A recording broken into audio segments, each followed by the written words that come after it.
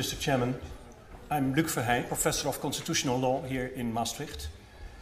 And I'm very grateful to you, Mr. Chairman, ladies and gentlemen, that you have given me the chance to say a few words. Today at this forum conference about a new initiative which we will start here in Maastricht. The Montesquieu Institute, the European Centre for Parliamentary History and Constitutional Development. The Montesquieu Institute will focus on education and research with regard to the role of parliaments in Europe. The initiative was taken by 4 Dutch universities. The universities of Leiden, Groningen, Nijmegen and Maastricht. The new institute will consist of 2 branches, one in The Hague and one here in Maastricht. The branch in The Hague started 2 days ago on the 9th of May, Europe Day. The branch in Maastricht starts today here in Maastricht with this short ceremony. The Maastricht branch will be financed by the Dutch Ministry of Education, the province of Limburg, the city of Maastricht and Maastricht University. Why do we start this new institute? Why is it important to pay attention to the role of parliaments? The answer to this question is closely linked to the topic of this conference. The key problem Europe is facing is, as the organizers of this conference have described it, that Europe, although striving to realize its potential beyond economic cooperation, is still absent from the minds and hearts of the people. Europe, the big absentee. The fact that European citizens turn away from the European integration process was painfully illustrated by the Dutch and French no to the European Constitution. Mr. Vinnecourt referred to this just a few moments ago. The key issue we have to deal with in the coming years is how we can convince European citizens that European integration, at least to a certain extent, is absolutely necessary. But how can we achieve this? How can we strengthen the democratic legitimacy of the European Union? At least one of the main elements is the role of parliaments. Parliaments are supposed to represent the citizens of Europe. But when it comes to delivering legitimacy of the European integration process, parliaments seems to fail. The position of the European Parliament is still relatively weak. The turnout at European elections is still very poor, which is probably also due to the fact that these elections neither result in the forming of a European government, nor lead to major changes in the EU policy. But also national parliaments, at least until now, do not offer the solution of the European democratic deficit.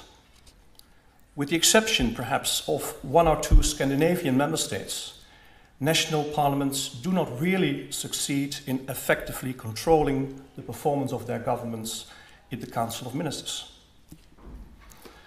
The marginal role of parliaments is not limited to the European decision-making process. Also at the national level, the position of parliaments have become weaker.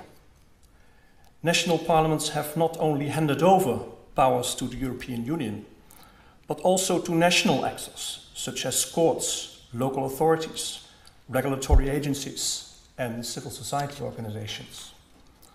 Thus, the problem of democratic legitimacy exists at different levels, at the European as well as at the national level.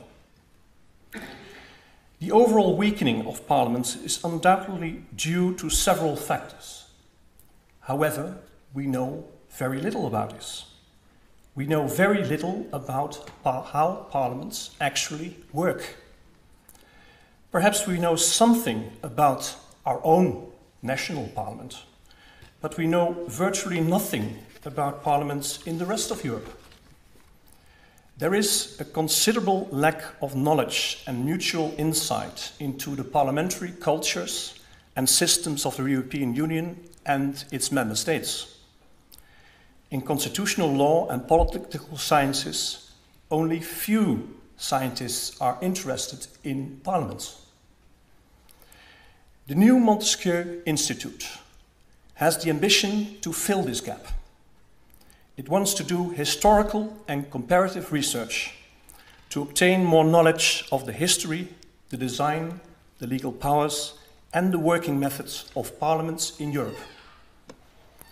And it also wants to make the knowledge about parliaments more widespread by transferring it to the organizations and the people who are involved: politicians, civil servants, non-governmental organizations, journalists, academics, students, and other citizens who might be interested. It can lead to more awareness in society about the role parliaments can play in society, to better understanding about how parliaments work elsewhere, and to exchanging best practices between the member states. So this is in a nutshell what the Montesquieu Institute, as the center of European parliamentary history and constitutional development, plans to do. As I already told you, the Montesquieu Institute will consist of two branches, one in The Hague and one here in Maastricht. Roughly speaking, in The Hague, one will concentrate primarily on parliamentary history, while here in Maastricht, we will especially focus on constitutional developments in and around parliaments in a comparative and European perspective. More specific, we plan to start projects in Maastricht on the relationship between parliaments and the executive at both the European and the national level.